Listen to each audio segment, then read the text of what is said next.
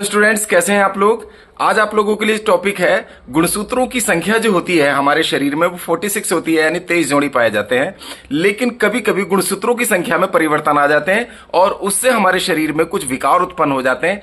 हम आज के वीडियो में उन विकारों के बारे में समझेंगे। मानव में क्रोमोसोम नंबर्स में क्रोमोसोम की जो गुणसूत्रों की संख्या है वो निश्चित होती है, लेकिन उन गुणसूत्रों में भी कमी होने पर या गुणसूत्रों में कुछ गड़बड़ी होने पर या अधिकता होने पर कुछ डिसऑर्डर्स, कुछ अनियमितताएं आ जाती हैं, कुछ रोग उत्पन्न हो जाते हैं। आज हम उनके बारे में स्टडी करेंगे। देखिए, errors in human chromosome number यानी मानव गुणसूत्र संख्या में त्रुटियों के बारे में आज जानकारी करते हैं। मानव में क्रोमोसोम का अध्ययन किया गया, हमें पता चला कि गुणसूत्रों में परिवर्तन के कारण कुछ विसंगतियां उत्पन्न हो जाती हैं ह्यूमंस में, और ऐसी जन्मजात विसंगतियों का या विषमताओं का पता चला। हमें किसकी नॉलेज हुई? हमें कौन सा ज्ञान हुआ? क्रोमोसोमल स्टडी करने पर क्रोमोसोम की संख्या में कुछ परिवर्तन देखने को मिलते हैं और उनकी वजह से जो जन्मजात जो प्रॉब्लम्स थी उनकी जानकारी पता चली। नॉलेज ऑफ कंजेनाइटल मलफॉर्मेशंस, हमें कुछ जन्मजात, इनको कहते हैं कंजेनाइटल को जन्मजात, और मलफॉर्मेशन का मतलब विरूपताएं या विषमताएं, विरूपताओं का ज्ञान हमें मिला जब हमने क्रोमोसोम की स्टडी की, क्रोमोसोम के बारे में, और पता चला कि क्रोमोसोम की संख्या में या क्रोमोसोम के नंबर्स में या तो कुछ कमी हो रही है या कुछ अधिकता हो रही है, या उसके कुछ जो क्रोमोसोम के टुकड़े हैं उनका डिलीशन या विलोपन हो रहा है। तो जो क्रोमोसोमल चेंज है, जो क्रोमोसोम में जो परिवर्तन आ जाते हैं, ये दोनों प्रकार के हो सकते हैं। क्रोमोसोमल चेंज जो है वो ऑटोसोम्स द्वारा हो सकते हैं, या हेट्रोसोम्स जिन्हें हम सेक्स क्रोमोसोम या लिंग गुणसूत्र कहते हैं, या लिंग गुणसूत्र के कारण ये विषमताएं हो सकती हैं।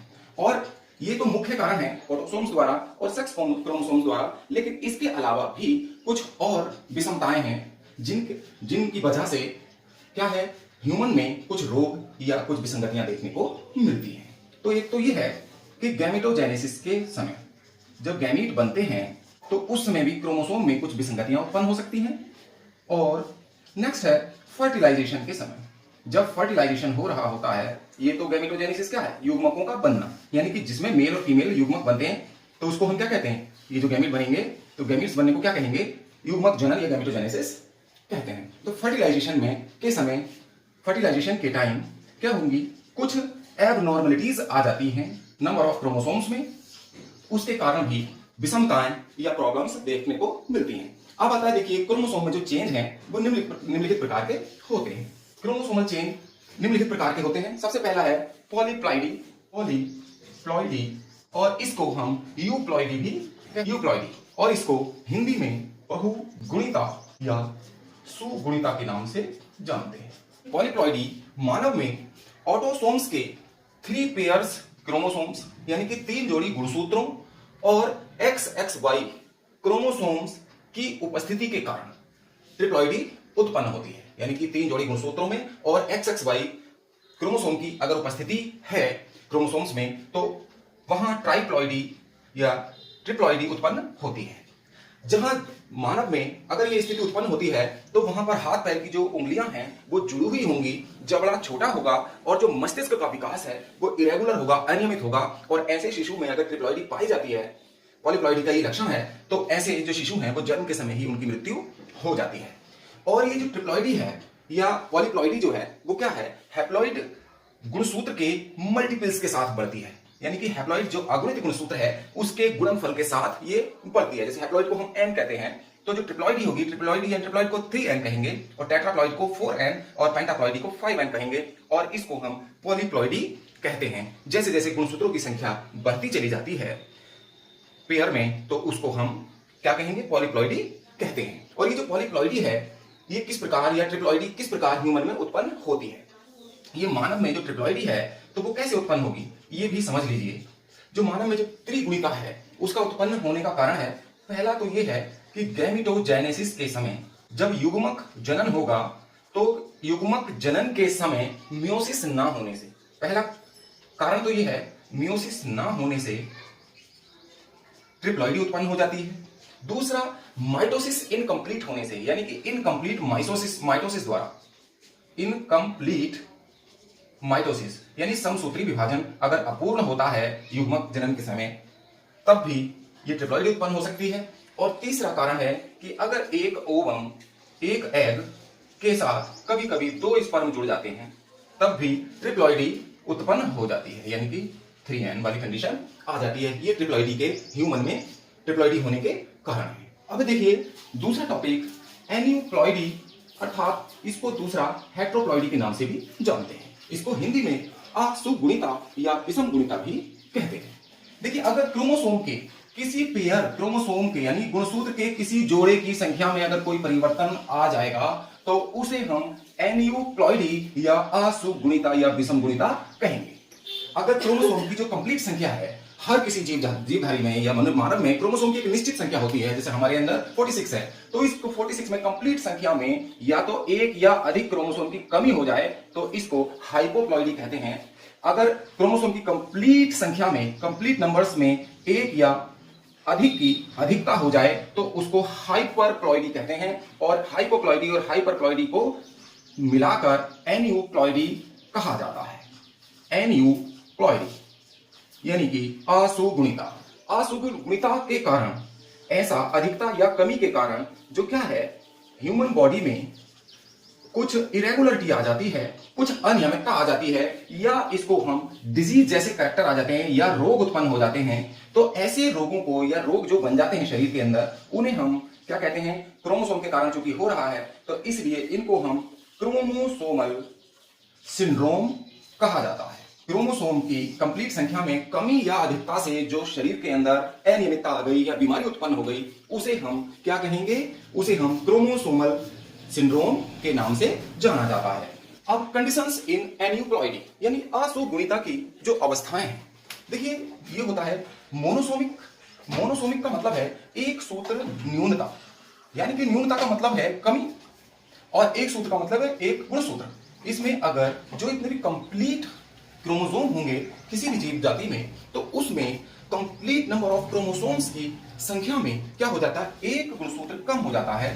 तो जैसे मान लीजिए 2n है अगर संख्या, तो उसमें से एक गुणसूत्र कम हो जाएगा, तो इसको हम 2n-1 से शो करते हैं। और जहां नलिसोमिक का मतलब है द्वि न्यून सूत्री, यानी कि दो गुणसूत्रों का, द्वि का मतलब दो, न्यून माने कमी होना, सूत्रों का मतलब गुणसूत्रों का, तो यहां दो गुणसूत्रों की कमी हो जाती है, तो इसको हम 2n-2 से प्रदर्शित करते हैं। और यह है पॉलीसोमिक बहुसूत्री, यानी कि गुणसूत्रों की अधिकता, बहुत सारे गुणसूत्रों का होना। ऐसे देखिए ट्राइसोमिक, ये ट्राइसोमिक भी हो सकता है। 2n यहाँ +1 है तो क्या हो गया, ट्राइसोमिक, यानी कि एक गुणसूत्र का जोड़ा है तो उस जोड़े में क्या हो गया, 1 ऐड हो गया है, तो इसको क्या कहेंगे, ट्राइसोमिक। ट्राइसोमिक कैरेक्टर कहेंगे इसको। और 2n+ अगर 2 हो जाता है तो इसको क्या कहेंगे, टेट्रासोमिक। और 2n+3 हो गया तो पेंटासोमिक। पंचसूत्री, ये हो गया त्रिसूत्री, ये हो गया चतुर्सूत्री, और ये हो गया पंचसूत्री, यानी कि 5 गुणसूत्र इसके अंदर होंगे इस पेयर में। अब जो एन्यूप्लॉइडी है, देखिएगा ये सेक्स क्रोमोसोम या ऑटोसोम्स में जो परिवर्तन है उसके कारण उत्पन्न होती है। एन्यूप्लॉइडी ऑटोसोम्स में, ऑटोसोम्स आप लोगों को पता ही है, लिंग गुणसूत्रों के अलावा जो 22 जोड़े होते हैं वो सब ऑटोसोम्स कहलाते हैं। या सेक्स क्रोमोसोम में जो चेंज आ जाते हैं, आने से उत्पन्न होती है।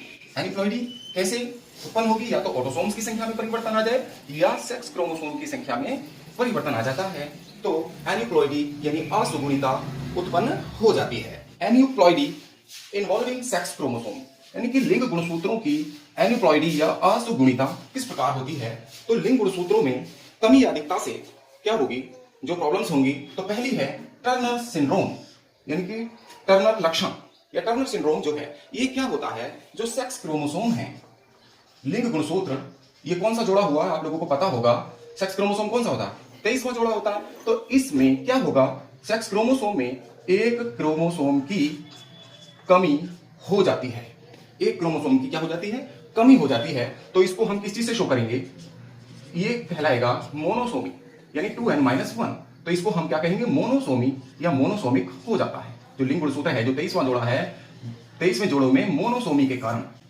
इसको ऐसे भी कह सकते हैं, लिंग गुणसूत्र में मोनोसोमी के कारण टर्नर सिंड्रोम उत्पन्न होता है। तो ये जो सेक्स क्रोमोसोम है क्या हो जाएगा, X0, लास्ट वाला जो क्रोमोसोम होगा, क्रोमोसोम का जो पेयर है, इसको हम XO से शो करते हैं, X0 से, क्योंकि ये 0 है, 0 है, तो इसका मतलब यहां पर एक ही 23वें जोड़े में केवल एक ही क्रोमोसोम रह जाता है। इसे हम टर्नर सिंड्रोम कहते हैं। ऐसी जो स्त्रियां होंगी जिनमें ये टर्नर सिंड्रोम स्त्रियों में मेनली होगा, तो ऐसी स्त्रियों में जो लक्षण होंगे टर्नर सिंड्रोम के, किशोरावस्था जो 14 से शुरू होती है, तो किशोरावस्था में बचपन में तो पता नहीं चलता, लेकिन जब किशोरावस्था होती है तो पता चलता है कि ओवरी का डेवलपमेंट नहीं होता। ओवरी का जो है क्या है, नो डेवलपमेंट, कोई विकास नहीं होता, अविकसित ओवरी रह जाती है, यानी अंडाशय का विकास नहीं होता। और दूसरा जो जनन अंग है, रिप्रोडक्टिव ऑर्गन है, इनका भी विकास नहीं होता, इनका भी कोई डेवलपमेंट नहीं होता है। और तीसरी लक्षण है, ऐसी जो स्त्रियां होंगी वो स्टेराइल होंगी, बांझ होंगी। स्टेराइल का मतलब है बांझ होती हैं, इनमें जनन क्षमता नहीं पाई जाती और इनको यूनुच भी कहा जाता है। यूनुच का मतलब होता है नपुंसक। ऐसी स्त्रियां क्या होंगी, नपुंसक होंगी, या इनको हिजड़ा भी हमारे समाज में कहते हैं। तो यूनुच होंगी, स्टेराइल होंगी, तो हिजड़ा होंगी, इनके स्तनों का विकास नहीं होगा, जनन अंगों का विकास नहीं होगा, बिल्कुल मेल जैसे ही दिखते हैं। और ये जो टर्नर सिंड्रोम है, ये 5000 में से एक पर्सन को, यानी कि 5000 लोगों में से एक को ये क्या है, टर्नर सिंड्रोम पाया जाता है। अब आता है देखिए क्लीनेफेल्टर सिंड्रोम। ये जो क्लीनेफेल्टर सिंड्रोम है, जो लिंग गुणसूत्र हैं जिन्हें हम सेक्स क्रोमोसोम कह रहे हैं, 23वां जोड़ी, इन गुणसूत्रों में एक गुणसूत्र की अधिकता होने से, यानी कि सेक्स गुणसूत्रों में ट्राइसोमी के कारण क्या है, क्लीनेफेल्टर सिंड्रोम उत्पन्न हो जाते हैं।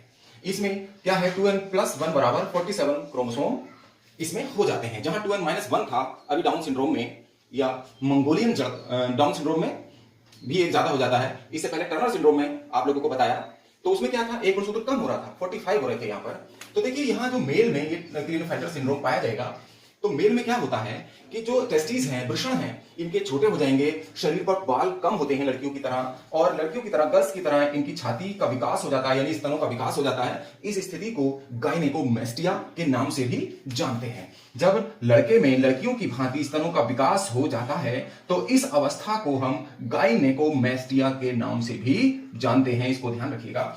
और ऐसे जो मेल होंगे जिनमें क्लीनेफेल्टर सिंड्रोम होगा, तो वो स्टेराइल होंगे, नपुंसक होते हैं, पुरुष नपुंसक होते हैं। और ऐसा लक्षण 500 व्यक्तियों में से एक व्यक्ति को क्लीनेफेल्टर सिंड्रोम पाया जाता है। और इसके अलावा क्लीनेफेल्टर सिंड्रोम में जो ट्राइसोमी है, या गुणसूत्रों की अधिकता से सुपर मेल भी बनते हैं, जिनको हम अति नर कहते हैं। अगर जो हमारा लिंग गुणसूत्र है उसमें XY होता है, तो इसमें Y जो क्रोमोसोम है उसकी वृद्धि हो जाए, तब भी 47 गुणसूत्र होंगे, 47 होंगे। तो ऐसे व्यक्ति को हम अति नर कहते हैं। ऐसा शरीर, विशालकाय शरीर वाले होते हैं ये। इनका जो ब्रेन है वो कम डेवलप होता है, कामुक होते हैं, गुस्सैल होते हैं, और इनमें अपराध की प्रवृत्ति बचपन से ही पाई जाती है। इसीलिए जिनमें एक Y गुणसूत्र अधिक होता है, 23वीं जोड़ी गुणसूत्र में XYY होता है, तो इनको हम क्रिमिनल सिंड्रोम भी कहते हैं। ऐसे क्रिमिनल सिंड्रोम भी समाज में लोगों में देखने को मिलते हैं। ऐसे ही सुपर फीमेल्स होती हैं जिनको हम अति मादाएं कहते हैं। तो जो अति मादाएं होती हैं ये बहुत ज्यादा फर्टाइल होती हैं, बहुत प्रजाई होती हैं, कामुक होती हैं, और इनमें जो गुणसूत्रीय परिवर्तन किस प्रकार होता है, ट्राइसोमी भी हो सकती है इनके गुणसूत्र में, एक गुणसूत्र अधिक हो गया तो ट्राइसोमी, टेट्रासोमी भी हो सकती है, और पेंटासोमी भी हो सकती है। 5 गुणसूत्र भी हो सकते हैं जो 23वां जोड़ी गुणसूत्र है, यानी कि लिंग गुणसूत्रों में। तो इसके कारण ये जो मादाएं हैं इनका विशालकाय शरीर होगा, ये बुद्धू होंगी, ज्यादा फर्टाइल होंगी, और ये भी ज्यादा कामुक होती हैं। अब आता है देखिए कायिक गुणसूत्रों में असगुणिता। अभी आपने देखा कि लिंग गुणसूत्रों में जो एन्यूप्लॉइडी थी उसके कारण टर्नर सिंड्रोम और क्लीनेफेल्टर सिंड्रोम उत्पन्न हो रहे थे। अब ऑटोसोमल एन्यूप्लॉइडी यानी कि कायिक गुणसूत्रों में असुगुणिता के बारे में आप पढ़ेंगे। यानी कि जो लिंग गुणसूत्र है उसके अलावा जो हमारे 22 जोड़ी गुणसूत्र हैं उनमें से किसी जोड़ी में अगर परिवर्तन आ जाएगा तो वो कायिक गुणसूत्र कहलाते हैं। तो इनमें असुगुणिता किस प्रकार या एन्यूप्लॉइडी किस प्रकार होती है देखिएगा। सबसे पहला है डाउन सिंड्रोम। डाउन सिंड्रोम का जो को मंगोलियन आइडोसी भी कहते हैं, अर्थात मंगोलियन जड़ता या मंगोलियन बेवकूफी भी डाउन सिंड्रोम को कहा जाता है। और इसमें क्या होता है, मंगोलियन सिंड्रोम में यानी डाउन सिंड्रोम में जो 21वीं जोड़ी गुणसूत्र है उसमें ट्राइसोमी के कारण, यानी कि 21वीं जोड़ी गुणसूत्र में एक गुणसूत्र बढ़ जाता है तो 47 क्रोमोसोम हो जाते हैं, तो इसको हम डाउन सिंड्रोम कहते हैं। ऐसे जो शिशु होंगे, बच्चे होंगे, उनकी आंखें तिरछी होंगी, जीभ मोटी होती है, मुंह खुला रहता है, यानी कि ढीले ढाले से, भौंदू से होते हैं, इनकी लंबाई कम होती है और इनका मस्तिष्क का विकास भी कम होता है। और ऐसे जो बच्चे हैं वो 12 से 14 साल तक ही जीवित रहते हैं, डाउन सिंड्रोम वाले बच्चे। अब दूसरा है पटाऊ सिंड्रोम।